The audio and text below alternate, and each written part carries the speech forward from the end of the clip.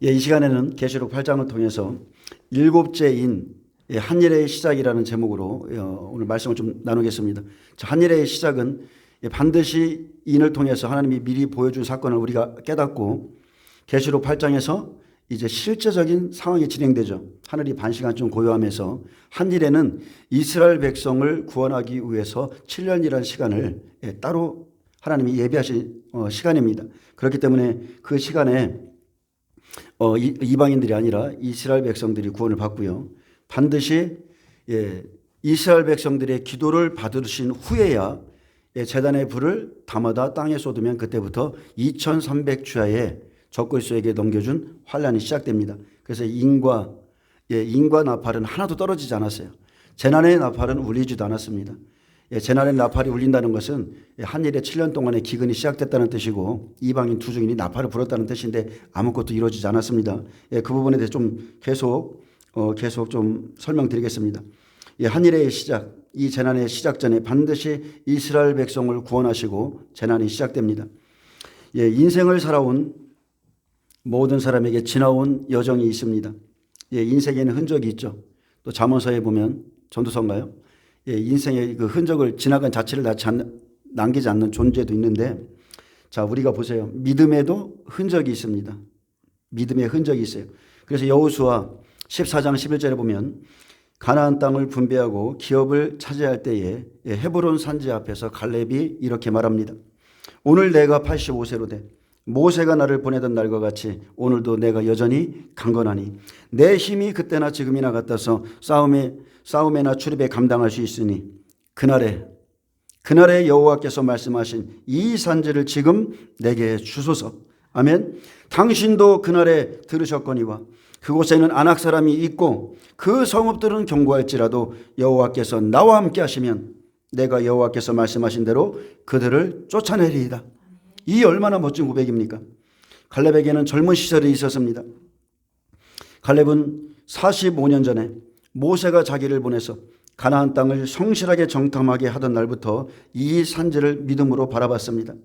45년이 지났습니다. 갈렙은 풋내기가 아니죠. 그에겐 믿음의 연륜이 있었고 믿음의 내공이 쌓여 있었습니다.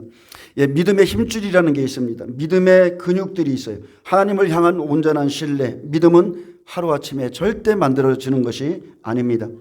갈렙의 말 한마디에는 지난 45년간 하나님과 동행했던 믿음과 신뢰가 쌓여 있었습니다. 여호와께서 나와 함께 하시면 내가 여호와께서 말씀하신 대로 모든 것을 할 수 있다. 85세가 된 노인의 고백입니다. 애굽을 나올 때 경험했던 기적의 하나님이 있었습니다. 광야에서 만나를 주시고 반석에 물을 내서 생존하게 하신 나를 생존하게 하신 하나님도 경험했어요.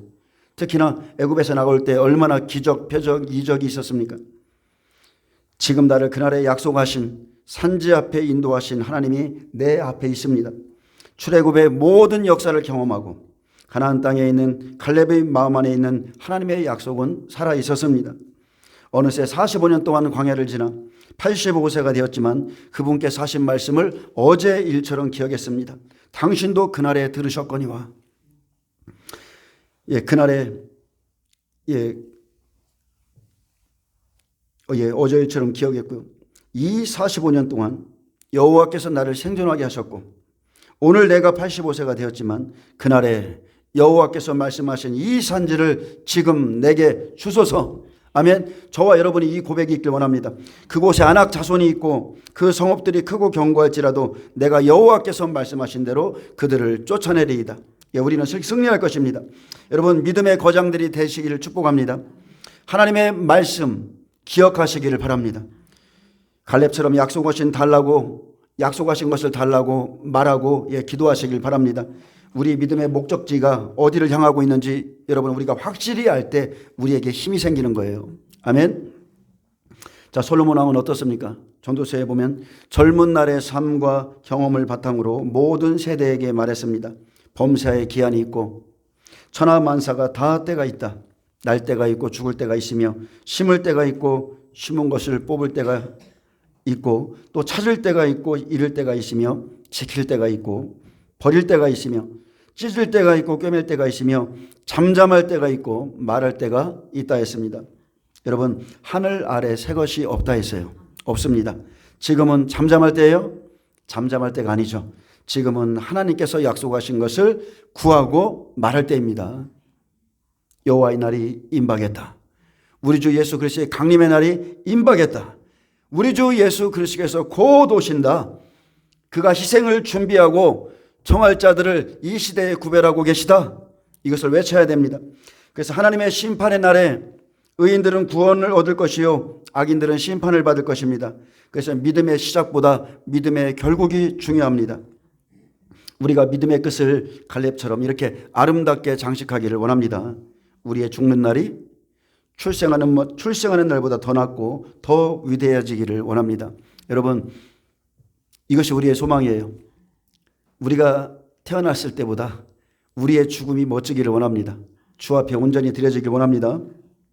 오늘은 이사야 26장을 통해서 하나님께서 마지막 때 있을 일을 예언한 것을 좀 살펴보길 원합니다. 이사야는요, 작은 계시록이에요. 특히나 이사야 26장은 작은 계시록입니다. 이사야는 초림, 재림, 새하늘 새 땅까지 모두 예언하였고 자신이 깨달은 비밀들을 다 기록해 놨습니다. 그래서 일곱째 이는 이스라엘 백성 14만 4천이 구원을 얻을 때입니다. 하늘이 반시간쯤 고요할 때. 또 이때는 마태복음 25장 5절 말씀처럼 신랑이 더디움으로 다 졸며 잘세 보라 신랑이로다 맞으러 나오라 하매 이에 그 처녀들이 다 일어나 등을 준비할세. 일곱째 이는 예수님의 강림의 시간이 가까이 왔음을 알려주고 있고 기름을 준비하라.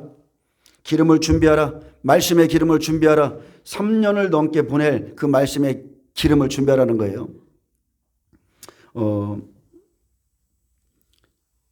확실히 일곱째 이는 이스라엘 백성 구원의 시간인데 제가 좀 말씀드리고 싶은 게 이 시대에 너무나 잘못된 마지막 종말을 외치는 분들이 있어서 좀 말씀드립니다. 여러분, 휴거는 환난 전의 휴거는 완전한 이 시대 사탄의 미혹이에요. 어떤 분들이 자꾸 비하인드 스토리 영화를 보라고 목사님들이 강조하시는데 보세요.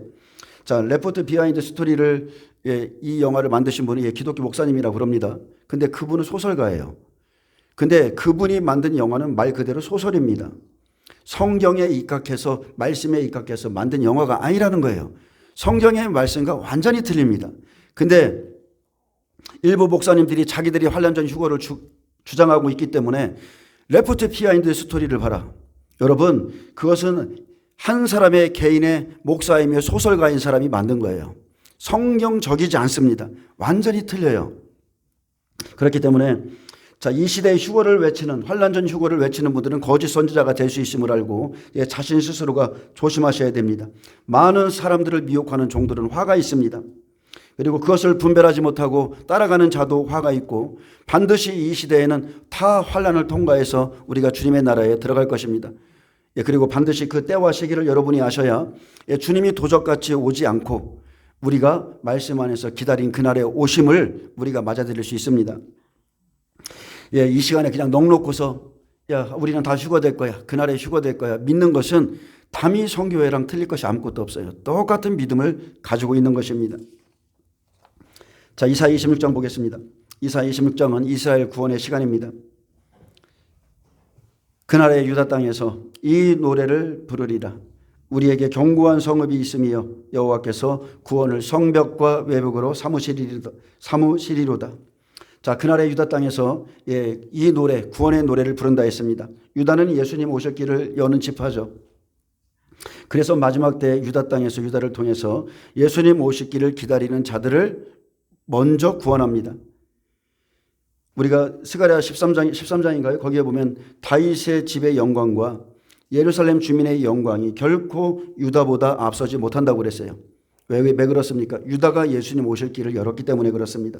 그래서 바벨론 포로 70년을 마치면 스룹바벨 성전을 지으러 가듯이 마지막 때에 유다 땅에 구원의 노래가 시작됩니다. 이 노래는 어떤 노래예요? 심령 성전을 짓는 것의 예표죠. 사람들이 예수 그리스도를 받아들이고 그 기쁨으로 노래하는 것을 의미합니다. 우리에게 견고한 성읍이 있음이요 여호와께서 구원을 성벽과 외벽으로 삼으시리로다.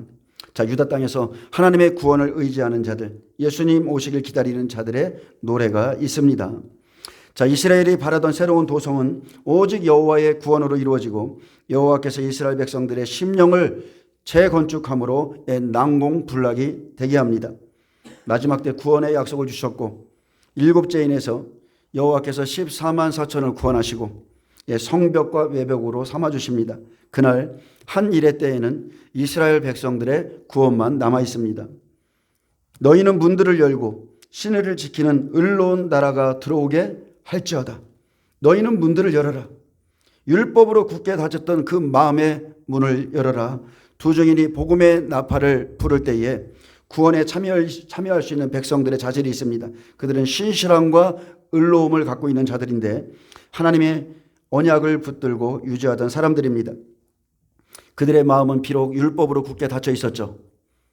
여호수아가 가나안 땅에 들어갔을 때 여호수아 그 성은 굳게 닫혀 있었습니다. 그래서 7일째 되는 날 함성으로 무너졌듯이 예수님도 그렇죠. 예수님이 가나안 땅에 오셨을 때 자기 백성들 그들의 심령은 율법성이었어요. 쉽게 무너지지 않습니다. 근데 이들이 복음을 듣고 어떻습니까? 그 안에서 자기 안에 선함이 없음을 발견하게 되고 자, 하나님의 구원만을 갈망하던 마음의 문들이 열리기 시작하고 마지막 시대에는 7개월 동안 회개한다 했습니다. 우리가 초림을 살펴보면 초림에는 마음의 문을 연 자도 또 닫은 자도 있었지만 마지막 때는 아닙니다. 하나님께서 일치하는 마음, 한 마음을 주셔서 각 족속이 족속대로 민족적인 회개를 통해서 한 사람이 돌아오는 것이 아니라 아주 단체로 돌아옵니다. 그렇다고 모두가 돌아오는 것은 아니죠. 택하신 예정된 사람들이 있다는 거예요. 시내를 지키는 나라가 돌아오게 할지어다. 이들이 영원한 나라에 들어갑니다. 복음의 문을 열고 말씀을 들은 사람 중에 신실함과 의로움으로 의를 행하고 가는 자, 보호자로 들어오게 합니다. 생명의 말씀을 받아 회개하는 자에게 하나님께서 새 영을 부어주심으로 의로운 나라가 들어오고 이들이 결국 영원한 나라의 천국에 들어갑니다. 이 사람들이 어떤 사람들입니까? 3절에 보면 주께서 심지가 견고한 자를 평강하고 평강하도록 지키시리니 이는 그가 주를 신뢰함이니이다. 아멘. 자, 하나님께서 어떤 자를 지켜줘요? 하나님을 신뢰하고 견고한 마음을 가진 자를 평강하도록 지켜주십니다. 심지가 견고하다는 것은 복음의 말씀을 받아들인 후에 하나님만을 굳게 의지하고 붙잡고 그 의지하는 마음의 상태를 말합니다. 믿음의 뿌리가 생기는 거예요. 믿음의 뿌리가 흔들리지 않고 굳게 세워진 자가 견고한 자입니다. 야고보서 1장 8절에 두 마음을 품어 모든 일에 정함이 없거나 아니면 마태복음 6장 24절처럼 한 사람이 두 주인을 섬기는 그런 마음도 아니죠. 한 번 믿으면, 한 번 예수님을 믿으면 요동치 않는 견고한 마음을 가진 자를 하나님께서 지켜주십니다. 그래서 평강은 신뢰의 문제입니다. 하나님을 신뢰하는 자는 그 마음에 늘 평강을 유지합니다. 주께서 심지가 견고한 자를 평강하고 평강하도록 지키시리니 이는 그가 주를 신뢰함이니이다.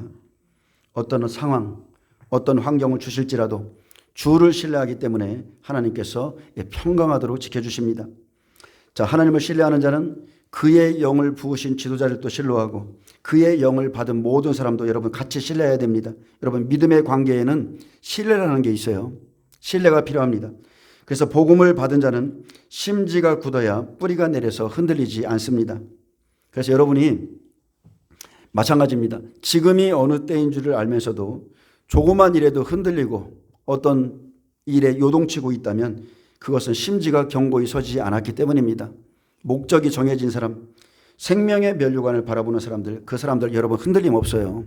어떤 환경이 올지라도 내가 지금 주님을 기다리고 주님을 의지하고 사모하고 갈망하는 이 마음 절대 흔들림 없습니다. 생명으로 가기를 작정한 자에게는 여러분 타협도 없습니다. 그냥 앞만 보고 가는 것입니다. 너희는 여호와를 영원히 신뢰하라. 주 여호와는 영원한 반석이심이로다. 여호와를 영원히 신뢰할 것은 여호와께서 주신 이 복음이 영원히 변치 않는 반석이기 때문에 그렇습니다. 영원한 복음이에요. 영원한 복음, 변치 않는 영원한 복음입니다. 그래서 여호와는 영원한 반석이시죠. 예수님께서 십자가에서 언약대로 자기 몸을 쪼개시고 하나님의 성령이 반석에 더해서 나오셨습니다. 말씀 그대로예요. 너희는 여호와를 영원히 신뢰하라. 초림에 이루신 일처럼 이 마지막 시대의 예언 여러분 그대로 이루어집니다. 마지막 한일의 때를 열어주시는 이 계시록의 말씀, 성령께서 열어주시는 여러분 영원한 반석이에요. 반석의 말씀입니다. 성령의 깊은 물이고 성령의 생수라 보시면 됩니다. 고린도전서 10장 4절 마지막 때는 반석의 말씀, 언약의 말씀으로 굳게 서야 됩니다. 반석은 어디서 나와요? 터에서 나오는 거예요. 터에서 나옵니다. 고린도전서 10장 4절에 다 같은 신령한 음료를 마셨으니 이는 그들을 따르는 신령한 반석으로부터 마셨음에 그 반석은 곧 그리스도시라. 그래서 반석의 물을 먹고 반석 위에 교회를 세우는 겁니다. 그런데 이 물을 먹고도 어땠어요? 가나안 땅에 못 들어가는 사람들이 더 많았습니다. 이사야 26장 1절에 4절에 보면 영원한 반석의 말씀이 터지면, 영원한 반석의 말씀이 이스라엘 땅에 전해지면 그 후에는 여러분 심판의 말씀이 따릅니다. 이제 높은 데 거주하는 자와 소순성을 허무십니다. 자, 5절 보겠습니다. 높은 데에 거주하는 자를 낮추시고 소순성을 헐어 땅에 엎으시되 진토에 미치게 하셨도다. 높은 데 거하는 자를 낮추시며 두 증인의 복음을 받았고, 여러분 초림과 같이 한번 생각해 보세요. 예수님의 복음을 전하죠. 마지막 때 똑같습니다. 두 증인의 복음을 받았고 7개월이라는 회개의 시간을 주셨어도 율법 성전을 끝까지 고집하는 자들, 율법의 제사장들을 낮추시고 멸시하십니다. 소순성을 헐어서 땅에 엎으시되 진토에 미치게 하셨도다. 초림과 같이 소순성, 그 율법성을 다시 한번 허십니다.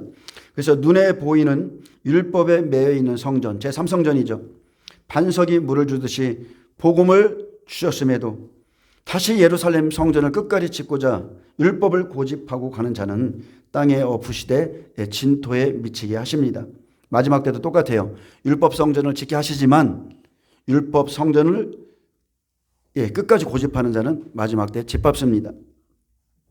예수님께서 46년 동안 지은 헤롯 성전을 무너뜨린 것은 십자가에서 죽으시고 3일 만에 살아나서 예수님의 몸으로 온전한 성전을 완성했기 때문에 그렇게 그 성전을 주기 원하시는 거예요. 그 심령 성전을 재건축하기 위해서 율법을 무시하고 멸시하신 것입니다. 요한복음 3장 19절에 너희가 이 성전을 헐라, 율법성 높은 성을 고집하는 너희들아, 이 성전을 헐라, 내가 사흘 동안에 일으키리라. 유대인들이 이르되 이 성전은 46년 동안 지었거늘 내가 3일 동안에 일으키겠느냐 하더라. 그러나 예수는 성전된 자기 육체를 가리켜 말씀하신 것이라. 죽은 자 가운데서 살아나신 후에야. 이 말씀이 굉장히 중요하죠. 제가 여러분에게 전하는 이 말씀도 여러분이 못 알아들을 수 있어요. 그러나 예수가 죽은 자 가운데서 살아나신 후에야 제자들이 이 말씀하신 것을 기억하고 성경과 예수께서 하신 말씀을 믿었더라 했습니다. 한일회가 시작되면 지금 여러분들이 들은 말씀이 응하는 것을 보게 되고 여러분은 그것을 믿게 될 것입니다. 저는 확실할 수 있습니다. 고린도전서 3장 16절에 너희는 너희가 하나님의 성전인 것과 하나님의 성령이 너희 안에 계시는 것을 알지 못하느냐. 누구든지 하나님의 성전을 더럽히면 하나님이 그 사람을 멸하시리라. 하나님의 성전은 거룩하니 너희도 그러하니라. 바로 이 성전이에요. 보이는 성전은 하나님과의 관계가 회복된 것이고 그 안에서 다시 심령 성전을 재건하고, 똑같죠. 구약에는 성전이지만 신약에서는 교회를 주셨고 이 안에서 하나님의 심령 성전이 여러분 재건되셔야 됩니다. 그래서 이 하나님의 성전을 마지막 때 더럽히는 자는 멸망받습니다. 멸하시리라고 그랬어요. 그래서 초림이 어떻습니까? 12제자를 세워놓고 헤롯 성전이 멸망했죠. 쉽게 말하면 하나님의 성전을 세워놓고 그리고 헤롯 성전을 멸망시킨 겁니다. 이 마지막 시대도 똑같아요. 마지막 때도 14만 4천이라는 이 사람들을 세우려면 반드시 율법 성전과 율법을 짓밟아야 됩니다. 이 말씀 이해되시죠? 발이 그것을 밟으리니 율법입니다. 곧 빈궁한 자의 발과 공핍한 자의 걸음 이리로다. 자, 발은 마지막 때 두 증인들이 이스라엘 땅에서 심판과 복음을 증거하는 아름다운 발입니다. 그것을 밟으리니 율법을 밟고, 율법을 밟을 때 그 안에서 이 말씀을 깨달은 자가 예수님께 나아가는 겁니다. 그래서 성경은 말하는 거예요. 듣는 자는 깨달을진저. 성령이 교회들에게 하시는 말씀을 들을지어다. 깨닫는 자만이 주의 길을 가게 되어 있습니다. 곧 빈궁한 자의 발과 공핍한 자의 걸음이로다. 율법을 고집함으로 영이 공고한 자의 발을 밟습니다. 자, 예수님 오셔서도 그들은 하나님의 말씀 깨닫지 못했습니다. 여전히 율법에 매여 있었는데, 자, 하나님의 일을 한다 하면서도 영이 빈궁해요. 영이 곰핍합니다. 그렇다면 여러분, 우리도 마찬가지입니다. 자신의 영을 한번 점검해 보셔야 돼요. 영에는요, 하나님의 영이 있고 사탄의 영도 있으며 사람의 영도 있고 율법의 영도 있는 거예요.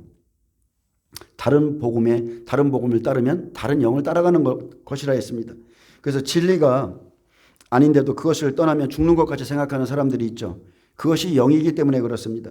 잘못된 가르침, 사람의 말에 매이면 그곳을 떠나면 죽는 줄 알고 잘못되는 줄 아는데, 사이비 교주의 말, 그 엉터리 같은 말도 왜 믿어요? 그것이 영이기 때문에 믿는 거예요. 영을 받아들였기 때문에 그 영이 나를 끌고 가는 거예요. 그래서 진리와 비진리를 여러분 명확히 구분하셔야 돼요. 하나님의 영이 머물지 않으면 그 영이 빈궁하고 궁핍한 겁니다. 아무리 많은 일을 해도 열매가 없어요. 내 안에 하나님의 임재가 없어요. 그러나 7절에 보세요. 의인의 길은 정직함이요. 정직하신 주께서 의인의 척경을 평탄하게 하시도다. 자, 의인의 길은 정직합니다. 의인의 길은 두 증인이 마지막 때 하나님의 참된 복음을 증거하러 가는 길이죠. 이 길은 정직합니다. 예수님이 오셨을 때 무교병의 말씀을 주셨다고 그랬어요. 생명으로 가는 두 증인의 말은 거짓이 없는 정직한 말입니다. 이것이 의인의 길입니다. 의인의 길, 의인의 말씀이 정직하기 때문에 정직하신 하나님께서 그들을 지켜주십니다. 이 시대에 얼마나 많은 거짓 선지자가 나온다 모릅니다. 사람들은 말합니다. 잘못 전해도 거짓 선지자라는 말을 그 사람들에게 안 붙여요. 구약에 있던 사람들 잘못한 게 없어요. 구약에서 말하는 거짓 선지자들은 꿈으로, 환상으로 하나님이 전한 말씀과 다른 말씀으로 백성들에게 전했던 사람이에요. 그래서 그 시대에 하나님이 이루실 일을 회방하고 그릇된 길로 가게 하고, 그게 거짓 선지자고 거짓 선생인 거예요. 이 사람들은 이 시대에도 지금 교회 안에서 늘 여전히 그렇게 하고 있습니다. 그렇기 때문에 진리와 다른 것을 전하고 있다면 그 사람은 거짓 선지자인 거예요. 그래서 여러분이 먼저 진리를 취하시길 축복합니다. 진리를 취해야 내가 거짓을 따르고 있는지 진리를 따르고 있는지 알게 되는 것입니다. 자, 정직하신 주께서 의인의 척경을 평탄케 하시도다 했습니다.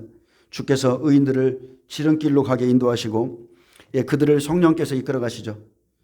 주께서 의인들을 어떤 길로 인도합니까? 여러분, 말씀의 길로 인도하는 겁니다. 말씀의 길로. 그래서 말씀으로 지켜주시고 말씀을 가르쳐 주시고 말씀과 함께합니다. 예수님께서 복음을 전하셨을 때 받아들이는 자의 길은 여러분 척경이었어요. 고등길이었습니다. 주님은 곧바로 가게 하시지 일부러 꾸불꾸불한 길로 인도하지 않으십니다. 이 말은 시몬 보세요. 안나 보세요. 세례 요한이 예수님을 바로 알아봤죠. 그들의 길을 평탄케 인도하셨다는 겁니다. 성령을 통해서 예수님을 바로 알아보게 하셨고, 어떤 험난한 길을 가실지라도 주님만을 따라오게 하셨습니다. 이게 척경이에요. 그냥 이렇게 내가 예수님을 믿으니까 항상 평안한 길, 이게 척경이 아니라 예수님이 어디로 가시든지 따라오게 하는, 이것이 척경인 것입니다. 아멘. 마태복음 6장 33절에 그의 나라와 의를 구하라. 그 중심과 심지가 견고한 자와 함께 하십니다. 예수님의 12제자 대단한 사람이에요. 밤낮으로 예수님을 따라다니면서 그 길은 사람들이 봤을 때 굉장히 고통스러운 길이고 고난의 길 같지만 하나님의 입장에서 보면 척경입니다. 그래서 하나도 잃어버리지 않고 밤낮으로 지켜주셨습니다. 6절에 발로 밟는 자는 의의 길, 의로운 길로 두 증인의 사역을 의미하는데, 하나님은 복음의 증인들을 시대마다 지켜줬습니다.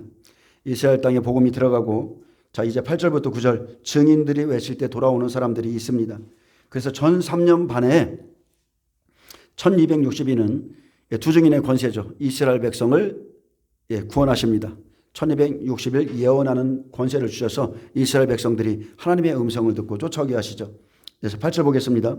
여호와여, 주께서 심판하시는 길에서 우리가 주를 기다려 싸우며 주의 이름을 위하여 또 주의 이름을 기억하려고 우리 영혼이 사모하나이다.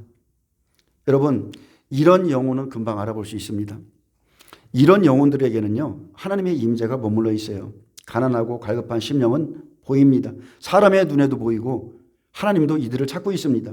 여호와여, 주께서 심판하시는 길에서 두 증인이 들어가서 심판이 시작되었을 때에 우리가 주를 기다려 싸우며, 이스라엘 백성들은요, 지금 어떤 메시아를 기다려요? 이 마지막 시대 메시아는 주께서 심판하실 때에 오시는 메시아인 거예요. 아멘. 주께서 심판하실 때에, 심판하시는 길에서 다시 오시는 주님을 기다립니다. 이사야의 이 애타는 고백처럼 이스라엘은 환난 날에 심판하시는 주를 기다리나 지금 율법 아래서 기다리고 막연하게 기다리고 있지만, 우리 그리스도인들은 어때요? 우리 그리스도인들은 심판하시고 구원하시는 예수 그리스도를 명확히 알고 사모함으로, 앙모함으로 그렇게 기다리셔야 됩니다. 아멘. 우리도 이들처럼 그냥 율법 아래서 초림 때처럼 막연하게 도적같이 오시는 그 주님을 맞이하면 절대 안 되는 거예요. 우리 이 시대의 그리스도인들은 명확하게 성경을 통해서 주님이 언제 오시는지를 우리가 꿰뚫고 있어야 됩니다. 주의 이름을 위해서 또 주의 이름을 기억하려고 우리 영혼이 사모하나이다. 마지막 때 메시아가 오기를 사모하고 간절히 기다리는 사람들이 있습니다. 저는 이 이사야의 이 고백 속에 정말 이 사람의 마음이 아픈 절절한 그런 마음이 좀 느껴집니다.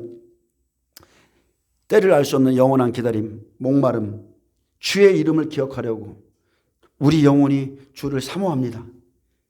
그래서 이스라엘 백성들은 여전히 지금도 율법 아래서 나팔절을 기념일로 지키고 있습니다. 그들이 그 의미를 알고 기다리면 좋겠지만 어쨌든 간에 지금 막연하게 기다리고 있습니다. 유대 달력으로 하면 1월을 나팔절부터 시작하죠. 1월 14일이 나팔절입니다. 우리가 한번 뒤돌아보세요. 이 시대에 우리는 예수 그리스도를 어떻게 맞이할 것인가? 초림 때 한번 보세요. 이스라엘의 백성들의 기다림은 하나님의 생각과 틀렸어요. 그들은 모세와 엘리야 같은 선지자를 기다렸습니다. 세례 요한 같은 그런 선지자 안 기다렸어요. 광야에 나가서 허리에 가죽띠를 띠고 낙타털을 옷 입고 메뚜기 석청을 먹으면서 그런 메시아 그런 사람을 선지자로 안 기다렸어요. 그들은 엘리야의 능력이 초림 때 나타날 것인지 아니면은 재림 때 나타날 것인지 그 시작점도 몰랐습니다. 그런데 우리가 분명하게 아는 것은 하나님은 세례 요한을 초림에 보내셨다는 거예요. 엘리야의 마음을 가지고 심령을 가지고 보내셨다는 겁니다. 그들은 막연한 기다림 속에 있었습니다. 암흑기 400년을 지나서 막연한 기다림을 갖고 있었고 시대는 분별하지 못했지만 약속은 가지고 있었기 때문에 늘 메시아를 기다렸어요. 하지만 지금 이 시대에, 이 마지막 시대에는 여러분 때를 따른 양식을 우리에게 주셨기 때문에 정확히 여러분은 지식을 가지고 있어야 됩니다. 이미 거짓 선지자들이 너무 많이 나왔어요. 예수님의 예언처럼 그렇게 됐습니다. 왕정시대 선지자들이 왕정시대 일들을 통해서 마지막 때를 지금 예언하고 있고 모든 선지자들이 지금 마지막 때를 예언하고 있습니다. 그래서 열왕기상을 보면 왕 같은 제사장들이 준비되는 시대였고 열왕기하는 왕의 사역을 보여줬는데 다윗의 삶을 보면 어떻습니까? 다윗의 삶은 그 시대 그들과 달랐다는 거예요. 시편 42장 1절에서 2절에 보면 하나님이여 사슴이 시냇물을 찾기에 갈급한 같이 내 영혼이 주를 찾기에 갈급하나이다. 여러분의 심령이 이와 같기를 축복합니다. 내 영혼이 하나님 곧 살아계시는 하나님을 갈망하노니 내가 어느 때에 나가서 하나님을 배울까? 사람들이 종일 내게 하는 말이 내 하나님이 어디 있느냐 하오니 내 눈물이 취하로 내 음식이 되었도다. 똑같은 시대를 살아도 다윗과 같이 갈급한 심령으로 주를 기다리고 사모하는 자들이 있는 반면에 내 하나님이 어디 있느냐? 네가 믿는 그 하나님이 어디 있느냐? 사람들이 조롱하는 사람들이 있습니다. 마지막 때 베드로 사도가 말했습니다. 하나님의 나를 기다리는 자는 사람들이 조롱한다고 그랬어요. 만물이 처음 창조될 때부터 그대로 있다고 그랬습니다. 근데 똑같은 시대를 살아도요, 지금 이 마지막 시대에 똑같이 교회 안에 있어도 이 사모함이 틀린 거예요. 9절 보겠습니다. 밤에 내 영혼이 주를 사모하였은즉 내 중심이 주를 간절히 구하오리니 이는 주께서 땅에서 심판하시는 때에 세계의 거민이 의를 배움이니이다. 이런 때가 있었습니까? 여러분, 이 예언의 말씀처럼 이런 때가 있었어요? 아직 안 왔어요. 밤에 내 영혼이 주를 사모하였은즉 어두운 죄악 속에서 복음을 듣기 전까지 영적으로 어두울 때에 그들은 제대로 깨닫지 못했을지라도 내 영혼이 주를 사모하였은즉 내 중심이 주를 간절히 구하리오니 구원의 날을, 영생의 날을, 예수님의 날을, 여호와의 날을 주님이 건져 주실 것을 그렇게 믿었습니다. 내 중심이 간절히 주를 구합니다. 이게 이들의 고백이었고 이는 주께서 땅에서 심판하시는 때에 세계의 거민이 의를 배움이니이다. 자, 율법에 매여 있던 자들이 환란에 들어가야 심판하시는 때가 되어야 회개운동이 일어나고 이스라엘 백성 14만 4천이 돌아오죠. 하나님의 의를 배우게 됩니다. 백성들 중에서 이제 두 증인이 나가서 외칠 때에 사모하며 기다리고 있던 자들이 하나님의 의를 배우게 됩니다. 바로 예수가 누구신지를 알게 되는 거예요. 그래서 반면에 또 10절 11절에 보면 그런데도 초림과 똑같이 돌아오지 않고 복음을 받지 않아서 심판을 받는 자들도 나옵니다. 한일의 때 복음을 받지 않는 악인들은 여전히 율법을 고집하는 자입니다. 끝까지 예수님을 부인합니다. 그래서 그들이 버림받죠. 그래서 여러분은 지금 우리가 예수님을 믿고 사는 것이 얼마나 큰 복인가 항상 감사하셔야 돼요. 항상 기뻐하셔야 됩니다. 이사야 26장 10절에는 악인은 은총을 입을지라도 의를 배우지 아니하며 정직한 땅에서 불의를 행하고 여호와의 위엄을 돌아보지 아니하도다. 악인은 은총을 입을지라도 의를 배우지 않습니다. 악인에게 의를 배울 수 있는, 구원받을 수 있는 은혜를 주셔도 그들은 복음을 받지 않습니다. 여전히 자기들의 의를 세우고 고집을 내세우고 하나님의 선하신 뜻을 받지 않기 때문에 그들은 악인입니다.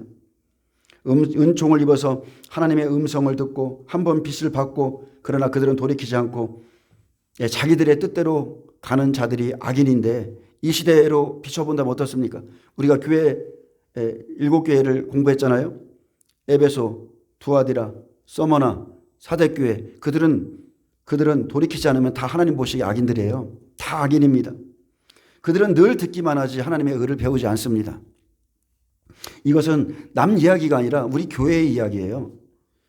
정직한 땅에서 증인들이 전하는 땅에서 첩경을 평탄케 하는 그 땅에서 지금 하나님이 거룩해 한 이 교회 안에서 불의를 행하고 의를 쫓아가지 않고 여호와의 위엄을 돌아보지 않았다는 것입니다.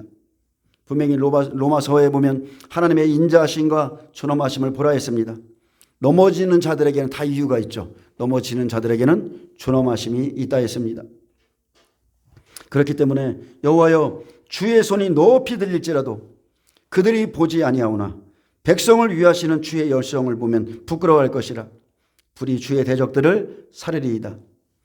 여러분, 주의 손이 높이 들릴지라도 한일의 때에 마지막 때에도 구원의 손이 이스라엘 땅에 높이 들릴지라도 그들이 보지 아니하였다 했습니다.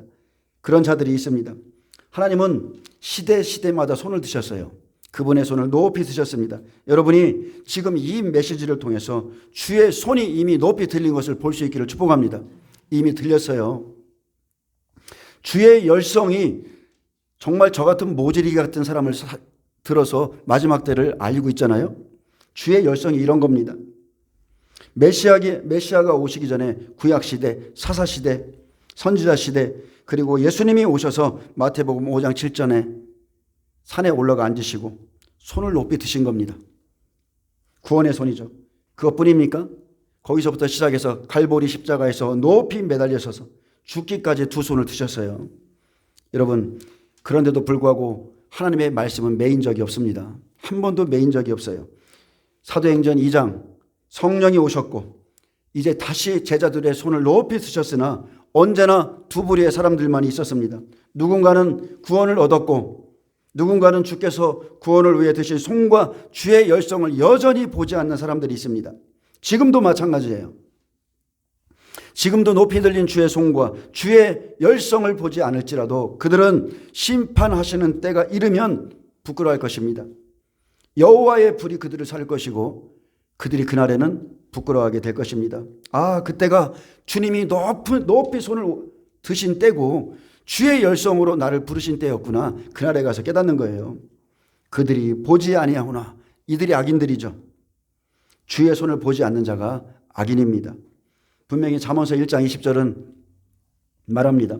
지혜가 길거리에서 부르며 광장에서 소리를 높이며 시끄러운 길목에서 소리를 지르며 성문어기와 성중에서 그 소리를 발하여 이르되 너희 어리석은 자들은 어리석음을 좋아하며 거만한 자들은 거만을 기뻐하며 미련한 자들은 지식을 미워하니 어느 때까지 하겠느냐. 나의 책망을 듣고 돌이키라.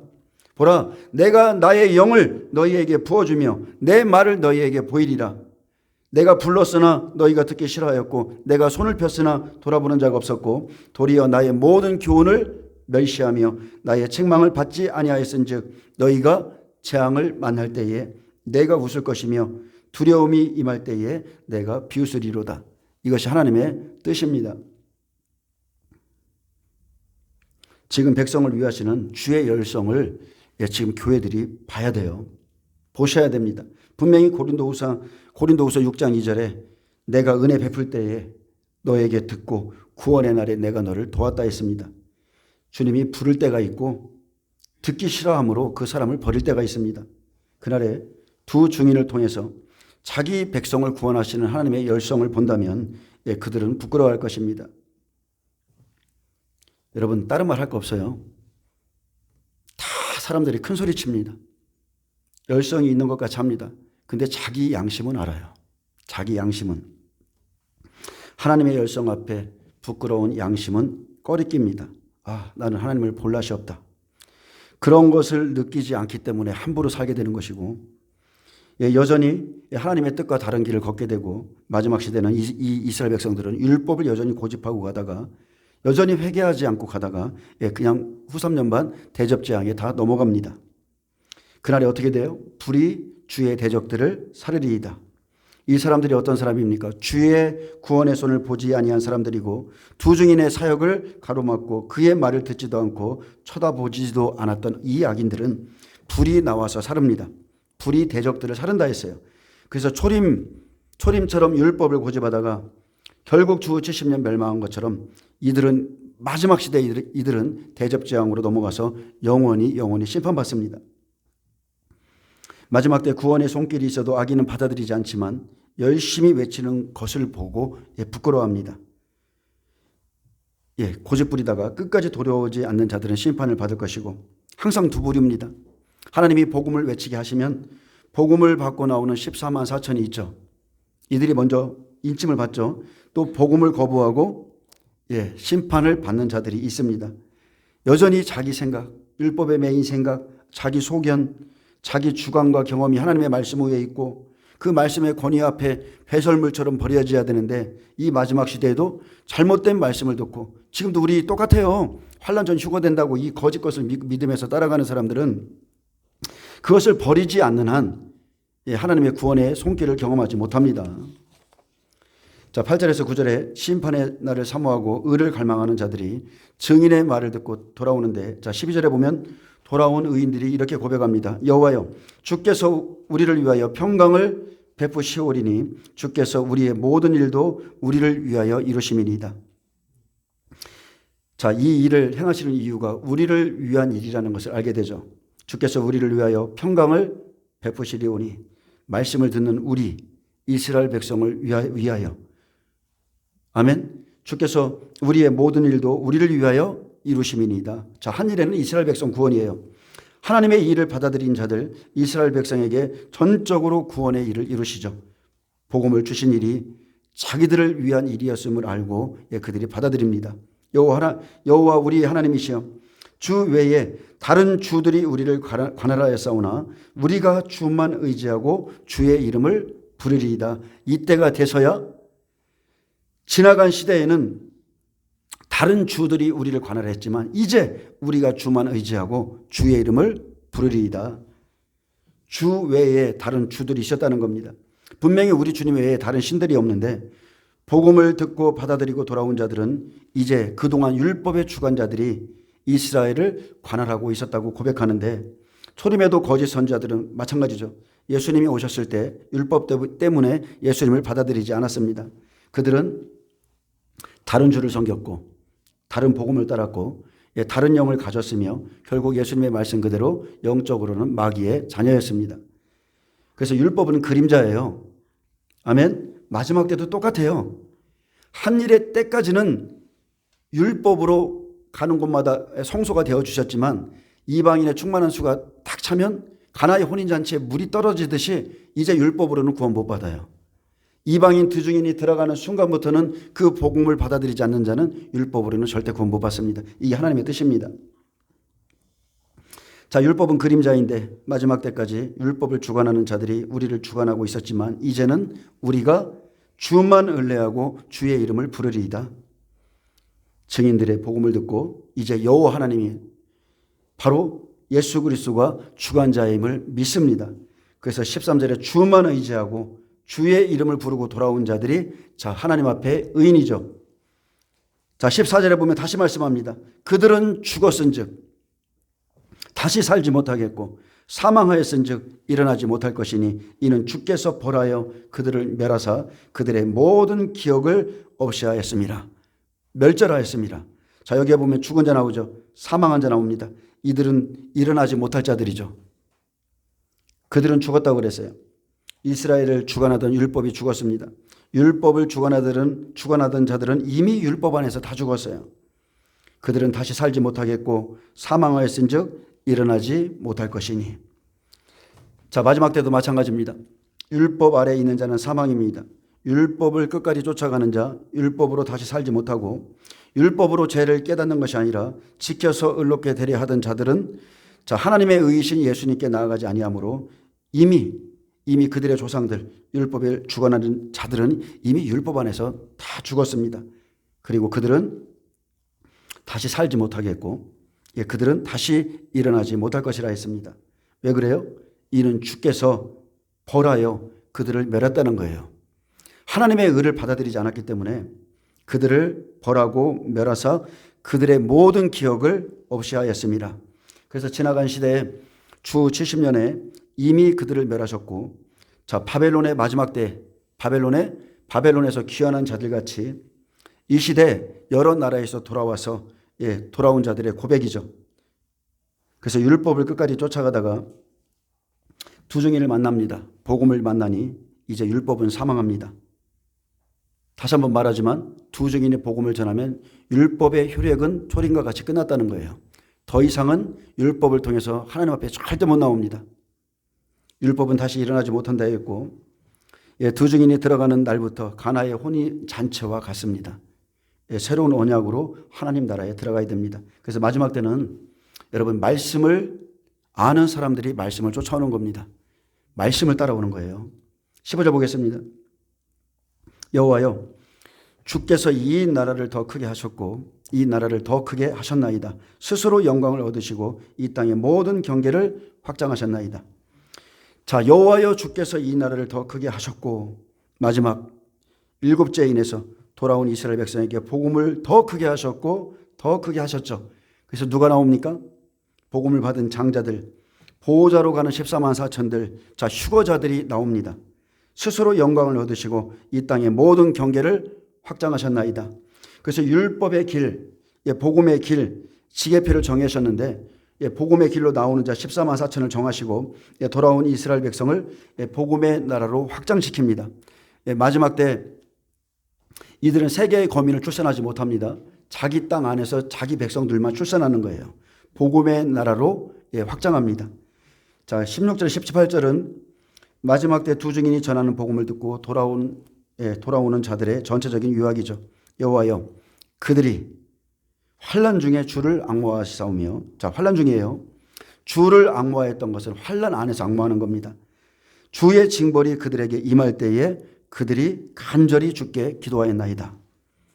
그들이 환난 중에 주를 앙모하였사오며 자 심판 때 복음을 받고 회개한 이스라엘 백성들이 일심으로 회개함으로 주를 앙모합니다. 그들이 간절히 하나님 앞에 기도하죠.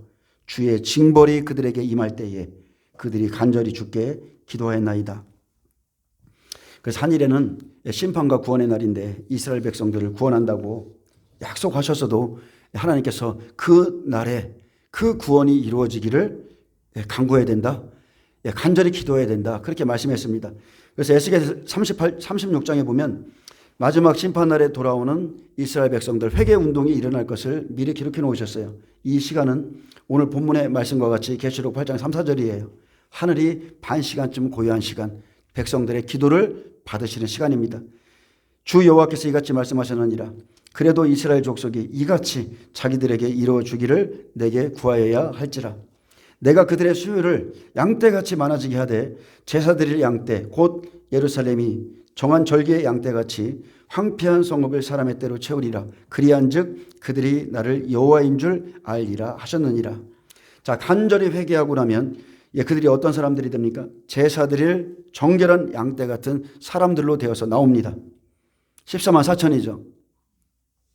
하나님의 영광이 이들에게 나타납니다.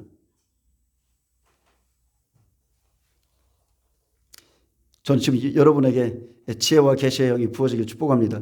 같이 이 말씀을 깨닫고 여러분들이 좀 이것을 이해하길 원해요. 여러분, 주 예수를 믿으라. 이것은 복음이에요. 근데 믿는 것은 각자의 몫이죠. 아멘. 예수님께서 십자가에서 구원의 모든 사역을 다 이뤄놓으셨어요. 다 이뤄놓으셨다. 그러나 믿는 것은 각자의 몫이에요. 그리고 구원의 약속 안에 들어왔다면 말씀하신 대로 예수님께서 요구하신 삶을 여러분 반드시 살아야 됩니다. 왜 그래요? 언약 백성이 되었기 때문에 그래요. 그래서 주 예수를 믿으라.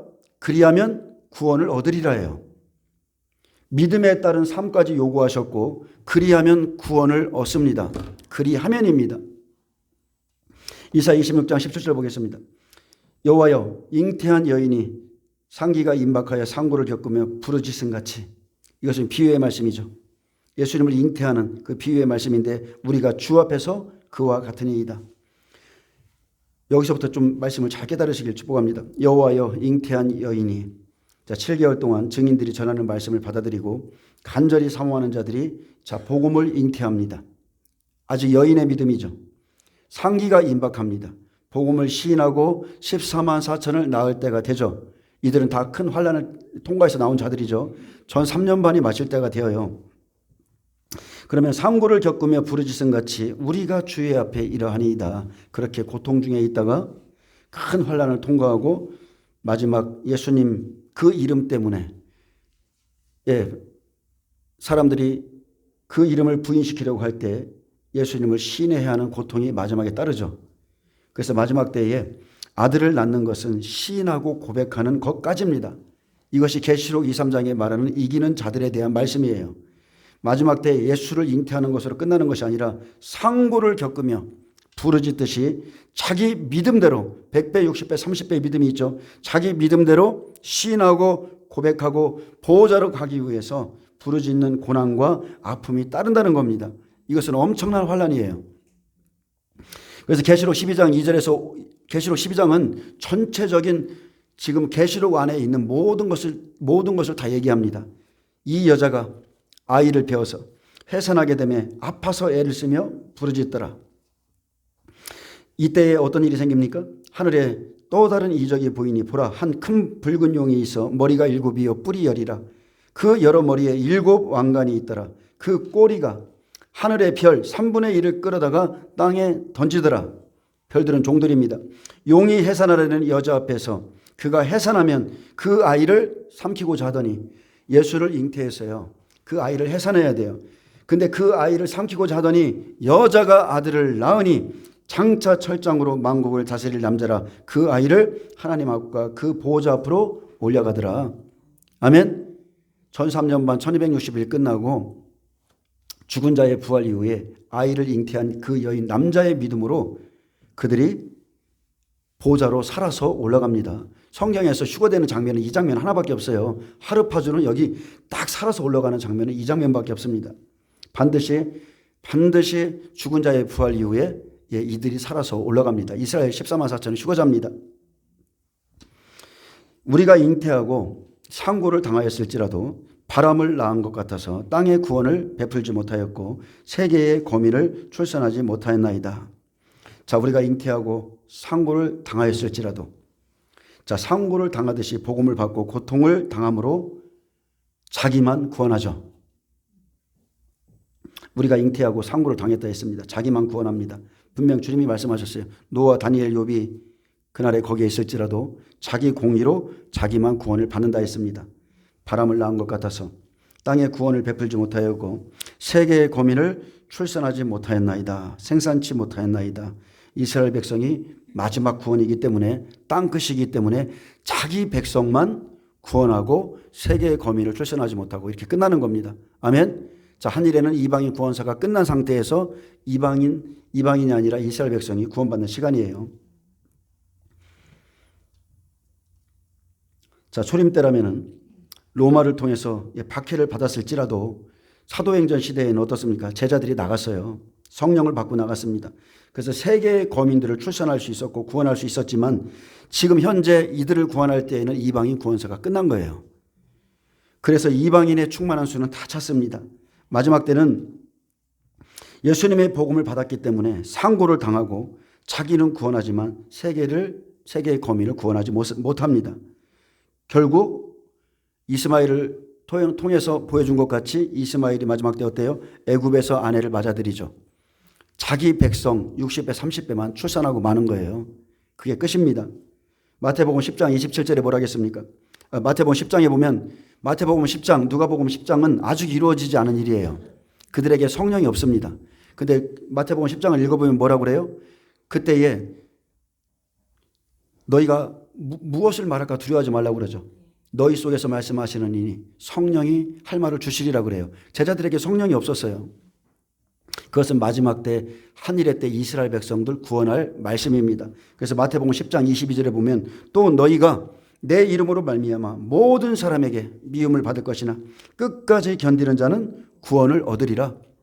이 동네가 어디예요? 이스라엘 동네예요. 이 동네에서 너희를 박해하거든 저 동네로 피하라. 지금 이스라엘 땅에서 일어나고 있는 일입니다. 내가 진실로 너희에게 이르노니 이스라엘의 모든 동네를 다 다니지 못하여서 인자가 오리라. 그리고 이것뿐만이 아니죠. 누구든지 사람 앞에서 나를 시인하면 나도 하늘에 계신 내 아버지 앞에서 그를 시인할 것이요. 누구든지 사람 앞에서 나를 부인하면 나도 하늘에 계신 내 아버지 앞에서 그를 부인하리라. 모든 민족에게 이스라엘 백성들이 고난을 받을 때에 예수 그리스도의 이름을 시인하는 자만이 구원을 받습니다. 상고를 겪으며 부르짖음 같이 우리가 주 앞에 그와 같은 이이다. 마지막 때는 이렇습니다. 그래서 계시록 7장에 이들이 누구입니까? 큰 환난에서 나오는 자들이다.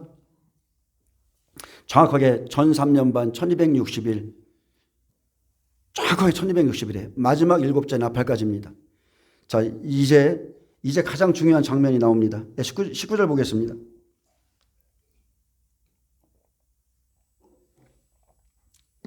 여러분, 여기서부터 예수님을 잉태한 사람들이 어떻게 되는가? 자, 다시 한번 읽어드립니다. 똑같습니다. 계시록의 말씀과 틀린 게 하나도 없어요. 우리가 예수님을 잉태하고 상고를 당하였을지라도 바람을 낳은 것 같아서 땅에 구원을 베풀지 못하였고 세계의 거민들을 출산하지 못했습니다. 이렇게 고백했어요. 자, 그런데 이제 이스라엘 모든 동네에 복음이 다 들어가고 이스라엘 백성들 구원의 그 순간이 끝나면, 자, 전 3년 반 끝나면 뭐가 있어요? 마지막 증인이 죽고 부활이 있고 사람들이 예비처로 들어가고 이런 일이 생기죠. 그것을 이렇게 순서대로 기록해 놨습니다. 여러분, 반드시 부활 이후에 휴거가 있습니다. 반드시 이방인이든 이스라엘 백성이든 환난을 통과해요. 그래서 우리가 아니면 그들로 온전함을 잊게 하려 하지 못함이라. 반드시 이방인 마지막 두 중에 순교자가 죽어야 부활이 있고 이 사람들이 그 환난 속에서 나와서 함께 휴거되는 겁니다. 그래서 예수님도 4번의 유월절을 보내셨죠. 4번의 유월절. 그래서 그 유월절 날에 죽으셨잖아요. 3년 6개월 공생에 마치시고 죽으셨을 때 3일 만에 땅이 죽은 자를 내놓았고 두 증인도 죽고 3일 만에 땅이 내놓죠. 마지막 두 증인도 3일 후에 부활합니다. 그래서 전 3년 반 1260일 권세를 마치고 나면 이제 19절에 땅이 죽은 자를 내어놓는 부활의 시간이 왔다는 것을 이사야가 미리 본 거예요. 뚜렷하게 봤습니다. 19절에 보면 주의 죽은 자들은 살아나고 그들의 시체들은 일어나리이다. 우리의 시체들은 일어나리이다. 티끌에 누운 자들아 너희는 깨어 노래하라. 주의 이슬은 빛난 이슬이니 땅이 죽은 자들을 내놓으리로다. 아멘. 죽은 자의 영은 현재 낙원에 있고 육은 땅에 있기 때문에 땅이 죽은 자들을 내놓으리라. 여기에 몇 부류의 사람이 나와요? 주의 죽은 자들, 그들의 시체들, 티끌에 누운 세 부류의 사람들이 있습니다. 누군가는 살아나고 누군가는 일어나고 누군가는 깨어 노래하고 땅이 죽은 자들을 내놓는 시간이 오죠. 말씀 그대로 100배, 60배, 30배 이들이 부활하고 휴거로 올라가고 예비처로 들어가고 순교하고 보좌로 가고 이것을 그대로 기록해 놨어요. 그래서 먼저 주의 죽은 자들은 살아나고 옵니다. 이게 첫 번째입니다. 전 3년 반이 끝나고 죽은 자들이 먼저 부활하는 역사가 일어납니다. 주의 죽은 자들은 살아나고, 그래서 데살로니가 전서 4장 16절 말씀이 이루어지죠. 주께서 호령과 천사장의 소리와, 자, 천사장의 소리는 마지막 7째 나팔이고 하나님의 나팔 소리로 계시록 11장 11절 12절 이리로 올라오라. 하늘로부터 소리가 나서 이르되 이리로 올라오라. 그때에 친히 하늘로부터 강림하시리니 그리스도 안에서 죽은 자들이 먼저 일어나고. 아멘. 주께서 친히 하늘로부터 강림하시는 날, 주의 날에 그리스도 안에서 죽은 자들이 먼저 일어납니다. 그래서 계시록 11장 11, 12절에 전 3년 반이 마치고 1260일을 예언하던 두 증인이 죽고 부활할 때 마지막 7째 날 나팔, 그 1260일에 하늘로부터 소리가 나서 이르기를 이리로 올라오라. 순교자들이 두 증인이 먼저 부활합니다. 첫째 부활이죠. 그리고 두 번째입니다. 그들의 시체들은 일어나리이다. 자, 죽은 자들이 먼저 살아나고 그들의 시체들은 일어나리이다. 자, 여기에 보면 히브리어 네벨라라고 되어 있습니다.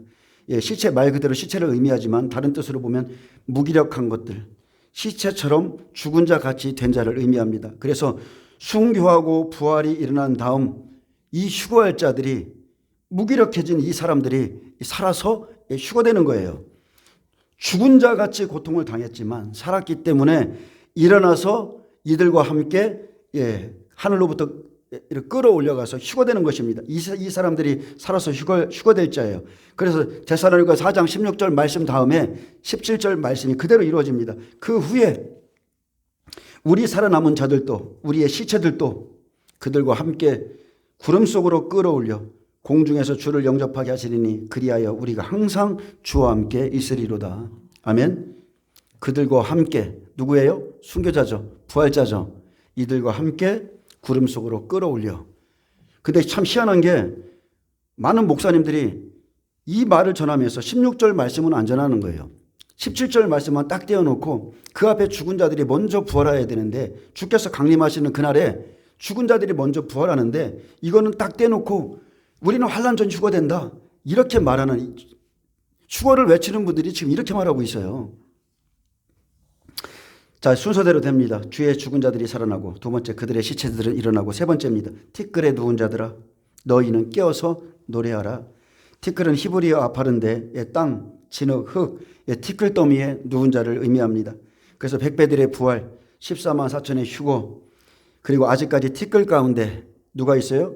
예비처로 가야 될 60배가 있고 30배들이 있는데 너희는 깨어서 노래하라. 즐거워하라. 이제 너희들의 시간이 왔다. 자신들의 시간이 왔다. 그래서 1260일이 지나고 1290일이라는 시간을 따로 떼어놓으셨고 다시 1335일이라는 시간까지 30일 공간, 45일 공간을 따로 떼어놨어요.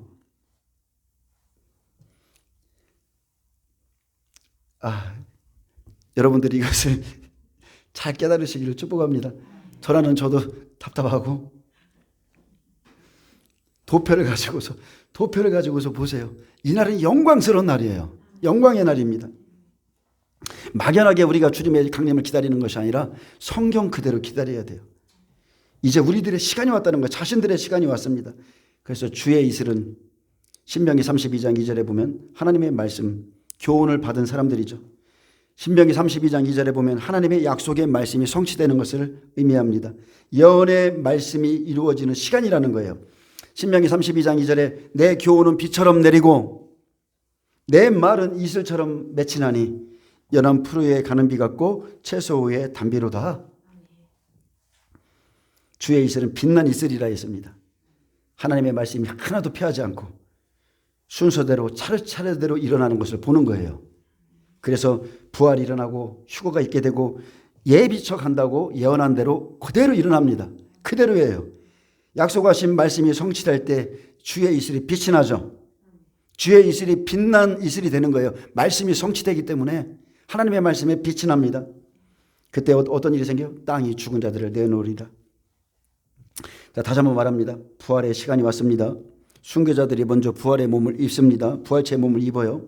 이것은 첫째 부활이고 장자들의 부활이며 이제 두 증인을 시작으로 장자들, 순교자들 100배의 증인들이 부활체로 살아서 먼저 보좌로 끌어올려가면 이스라엘 백성, 살아있는 우리 이스라엘 백성 14만 4천도 휴거하여 살아서 올라가죠.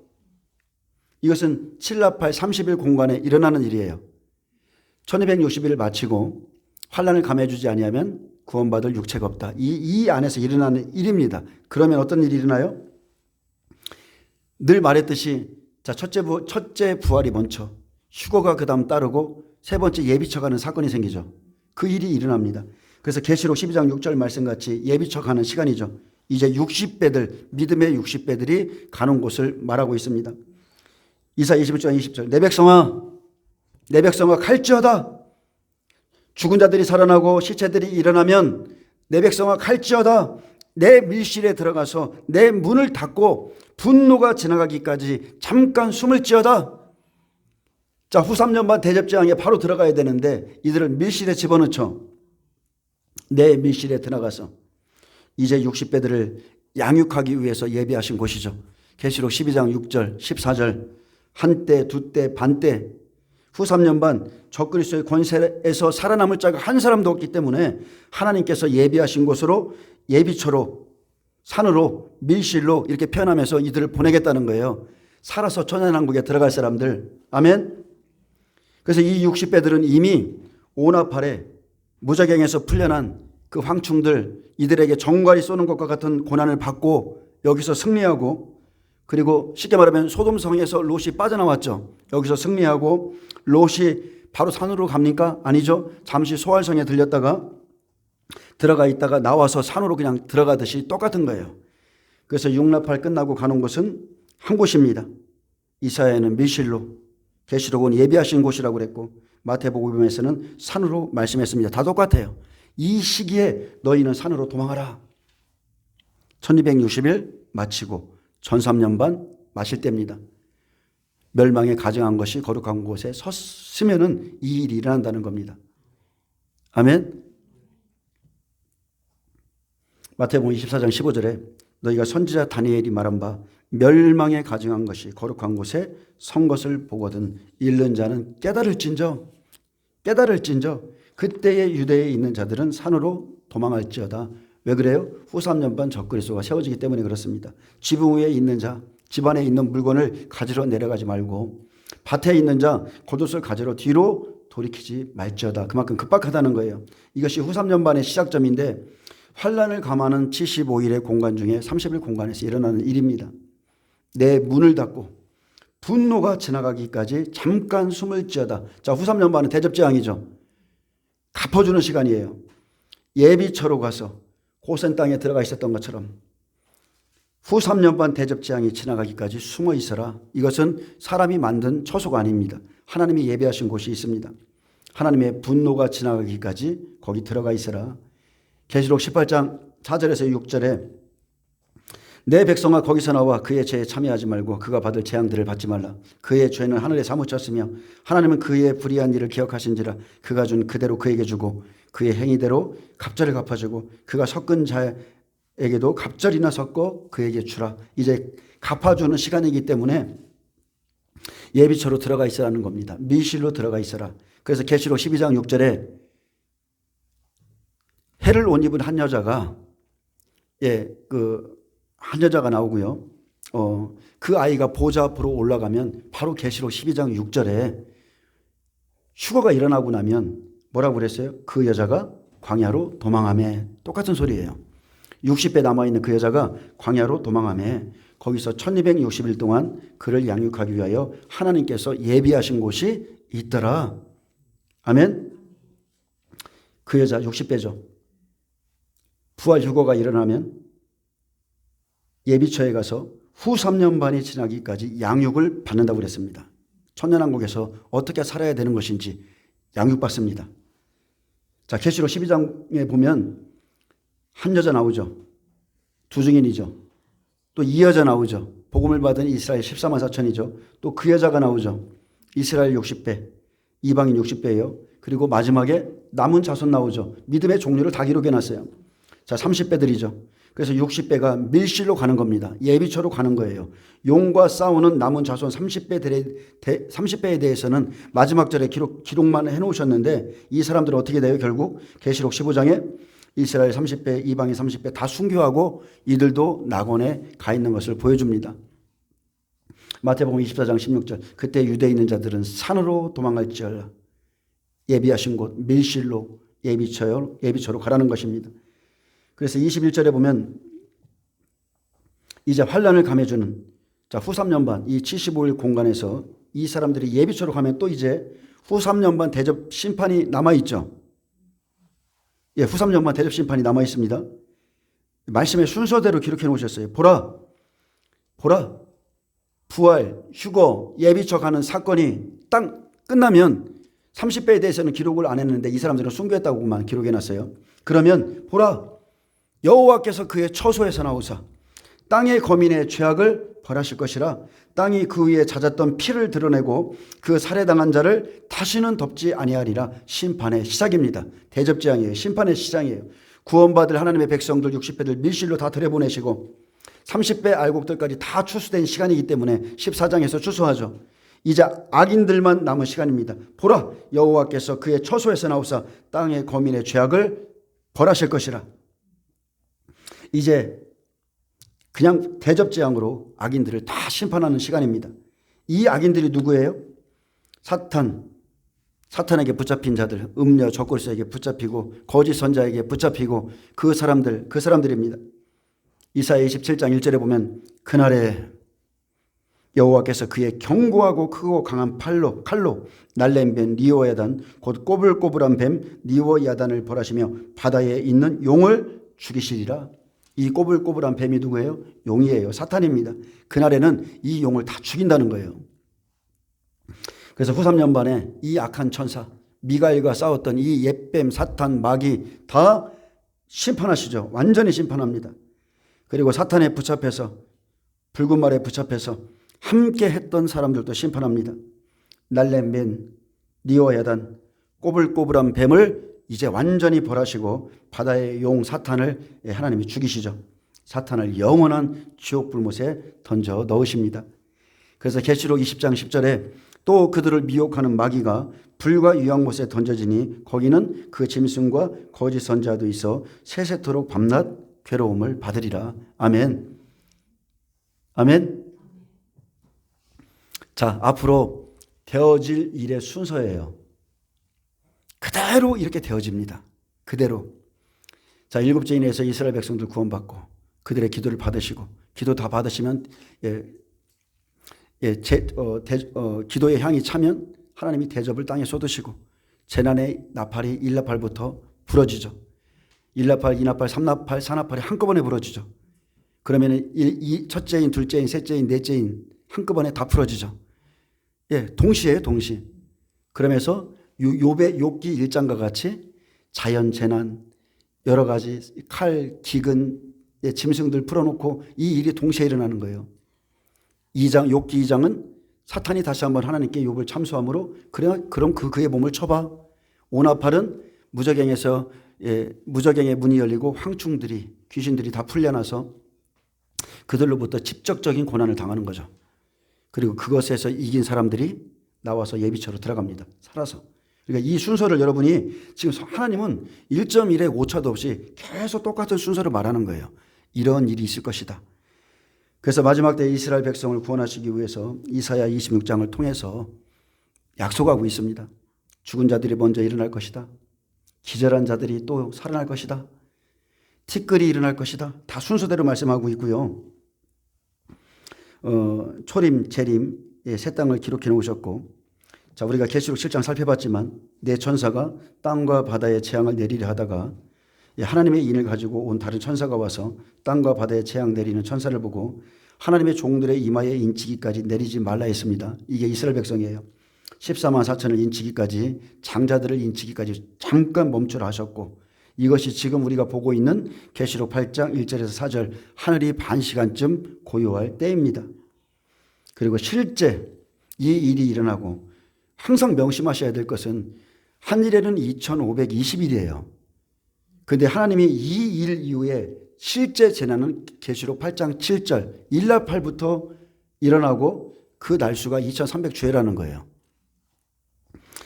반드시 이스라엘 백성들 기도 받으셔야 됩니다. 천사들이 제단에 불을 담아 땅에 쏟음으로 재난의 나팔이 부러지는 겁니다. 지금 나팔 재앙, 인재앙 아무것도 안 떨어졌어요. 다 거짓말이에요. 그 사람들이 성경을 볼 줄 모르고 잘못 풀어서 말하는 겁니다. 그러면은 7년 기근도 시작됐어야 돼요. 이방인 두중인도 들어갔어야 돼요. 삼성전도 만들어졌어야 돼요. 천사들이 나팔을 부를 때 한일의 7년 중에 2300주야, 2300주야 적글세에게 주신 환란이 시작되는 겁니다. 나팔 다시 한번 말하지만 인 아무것도 떼어지지 않았습니다. 나팔 아무것도 떼어지지 않았어요. 흰말, 붉은 말, 검은 말, 청황색 말, 여러분 지금 돌아다닙니까? 아니죠.